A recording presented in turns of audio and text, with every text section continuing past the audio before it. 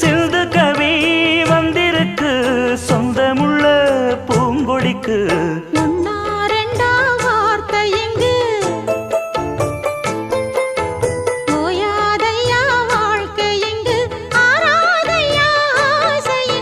பாட்டுக்குள்ளே பாட்டிருக்கு படிச்சுக்கத்தா மனசிருக்கு. இந்த வயசு இப்ப புதுசு அடிவாடே பூங்கொடி.